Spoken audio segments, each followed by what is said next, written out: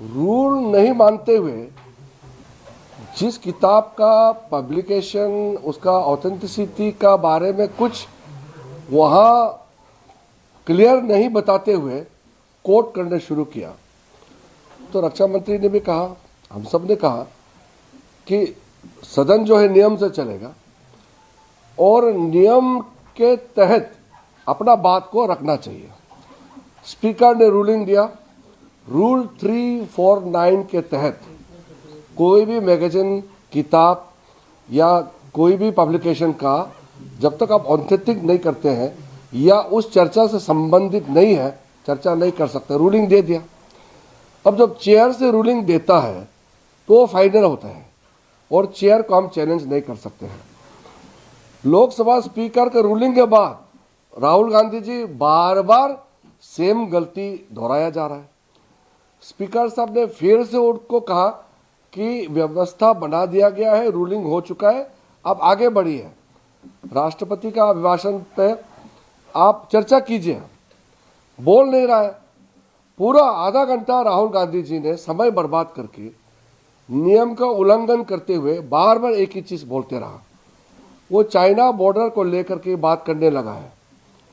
मैं कहता हूं उस समय चाहे अक्सर चीन हो, लद्दाख का सीमा हो और अरुणाचल प्रदेश में भी जो हिस्सा 1959 और 1962 में चीन ने जो कब्जा किया, आप कांग्रेस पार्टी आज वापस लेके दे सकता है।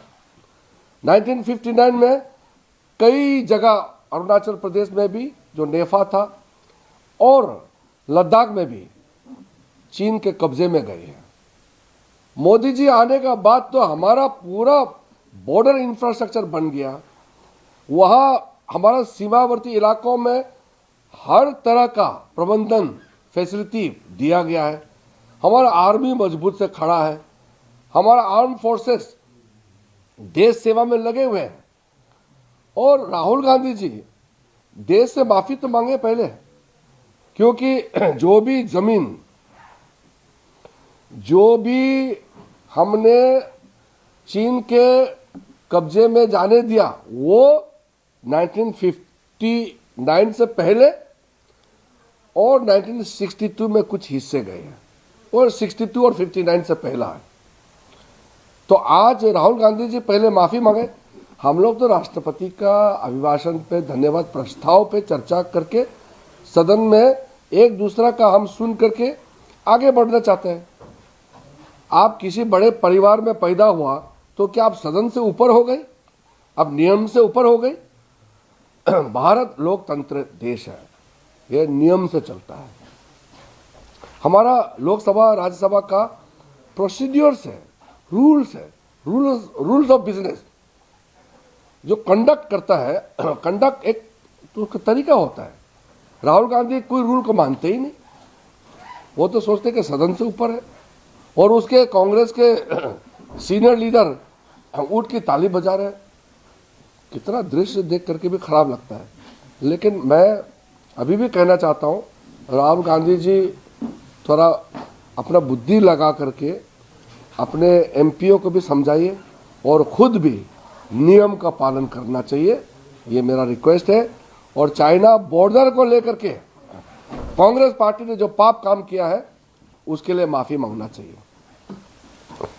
सर, कोई राहुल गांधी के खिलाफ मोर्चे लगाएंगे? वो तो बात की बात देखा जाएगा, लेकिन पहले वो टैंक लेकर के आने का जो बात कर रहे थे चाइना बॉर्डर में, वो किताब मैगजीन बात करके वो भारत को कमजोर दिखाने के लिए अपना एक षड्यंत्र रचा रहे हैं। ऐसा कुछ नहीं होगा।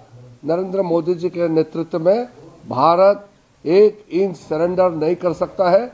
और कांग्रेस को उस जमाने में 50-60 साल पहले जो जमीन चीन के कब्जे में दिए थे वो वापस लाओ, नहीं तो आप वो हमारा बीता हुआ कल तो लौटा नहीं सकता है, तो कम से कम माफी तो मांगो।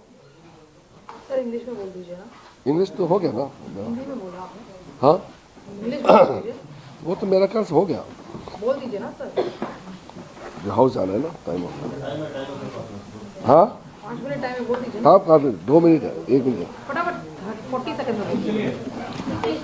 40 सेकंड में बोल दीजिए सर, हो। English channel. तो संसदीय कार्य मंत्री किरण रिजिजू को आप सुन रहे हैं और सीधा राहुल गांधी पर निशाना उन्होंने साधा। The leader of opposition, Sri Rahul Gandhi ji. Today, despite the ruling by Honorable Speaker, Rahul Gandhi ji was defying the ruling of the chair. It never happened before.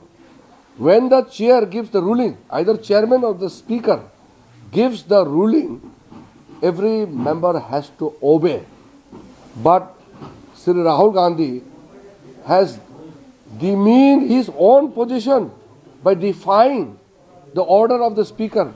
Rahul Gandhi has no right to speak about